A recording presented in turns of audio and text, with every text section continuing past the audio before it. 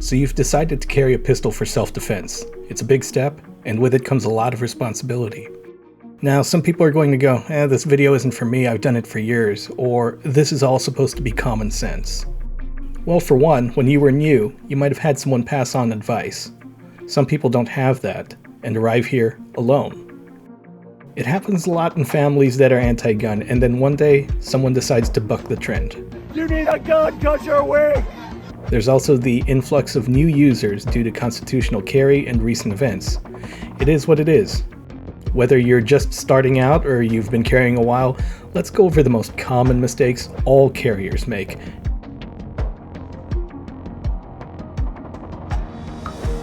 Let's start with the most common mistake, choosing the wrong holster. A good holster needs to fit both your body and your lifestyle. It may take a couple of tries to find the one that's right for you, and that's okay. But don't settle for a cheap or uncomfortable holster. If it's uncomfortable, you won't carry consistently. If it's cheap, it'll almost be a guarantee that it'll break when you don't want it to, leading to several bad compromising scenarios. Don't end up here. You also can't look for the mythical one holster to do it all. I have 4 total just for my main pistol. One that's high visibility, one that rides deep when I need it to, a tier 1, and another for 4 o'clock carry in a suit.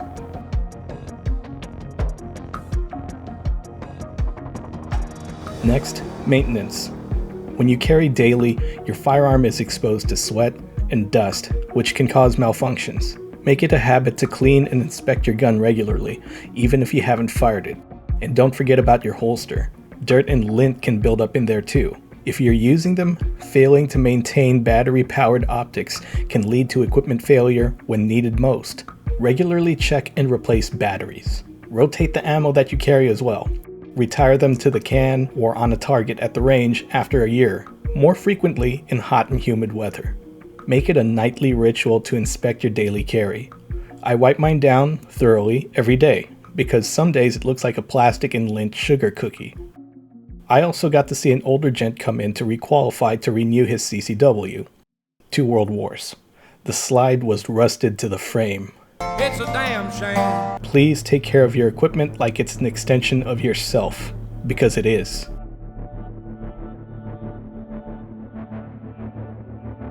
Practice makes perfect. Wherever you can, practice drawing and firing from concealment. But you don't always have to go hot at the range to do this. Dry fire practice, where you practice drawing, aiming, squeezing the trigger, and even clearing malfunctions without ammo, will build muscle memory. Practice drawing from your holster so it becomes second nature. When things go wrong in real life, you need to be ready. And remember how I said you might have multiple holsters? Practice from all of them. Practice in the clothes you would normally wear instead of what allows for the fastest and most ideal presentation times. If you have heavy layers of clothing in the wintertime, you'll need to find out the best way to get into action ASAP. A proper grip and an efficient draw are essential for accuracy and control in a defensive situation. Regularly practicing these mechanics will make you more effective if the need arises. This is where I keep harping on the fact that only you will know your particular needs. You'll need to identify your own strengths and weaknesses. This is your lifestyle that we're talking about. Being honest with what you need to work on is how you actually improve, especially if you're not surrounded by people who share your new responsibility.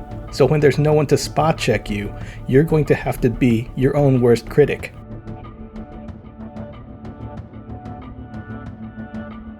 One mistake new carriers make is being too focused on the gun and forgetting the most important part of self-defense. Your first line of defense isn't the firearm, it's being aware of your surroundings. Know who's around you, where potential threats could come from, and how to avoid them. I hate saying situational awareness because it seems like something that's now said to check off a box. But it's more than just scanning the room or sitting against a wall, things like that. It's being in tune to danger areas of your city, knowing if there's any potential issues like riots or protests that you know get out of hand. This is all central to doing an area study and evaluating your most common danger profiles, because you also have to factor in your own problems, limitations, and capabilities. You have to keep your ego in check. Carrying a gun doesn't make you invincible. Overconfidence can lead to poor decision-making. Having a defensive mindset focused on de-escalation is essential.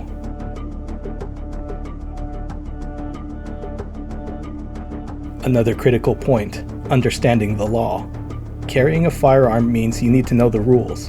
Where can you carry? What are the local, state, and federal laws? Not knowing these things can land you in serious legal trouble.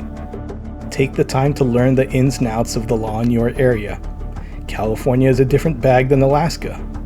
But contrary to a lot of popular misconceptions out there, you can absolutely use your firearm defending yourself in your own home, and there is no duty to retreat. That's obviously very different from other areas.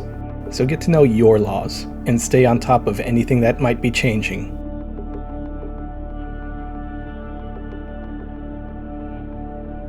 Now we get down to replacing your holster. Holster wear is real and it can sneak up on you. Whether it's leather, nylon, or Kydex, your holster will degrade over time, especially if it's exposed to heat, moisture, or just general wear and tear. Regularly check it for cracks, deformations, rotting, whatever the case may be, and ensure that it still retains your firearm securely. A Kydex holster that gets loose due to a new crack you never noticed is never a good thing.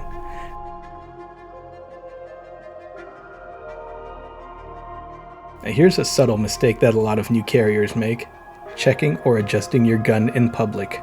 Constantly touching or adjusting your firearm not only gives away the fact that you're carrying, but it also defeats the purpose of concealment.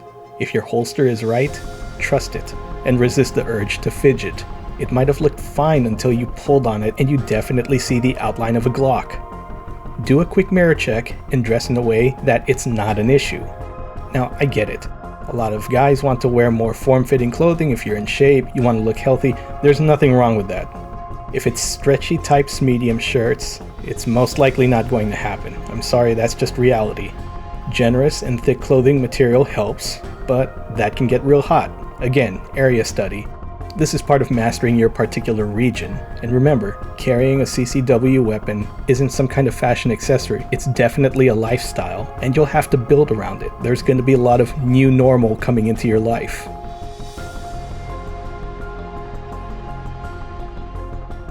Another thing to keep in mind is that training and application are always going to be different things. You can train for marksmanship on the range, you can take your time, that's how you get better.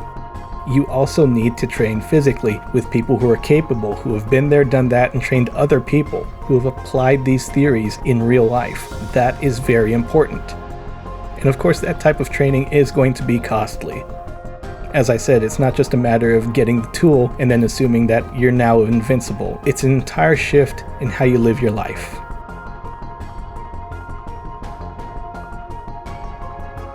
Carrying a firearm is a serious responsibility.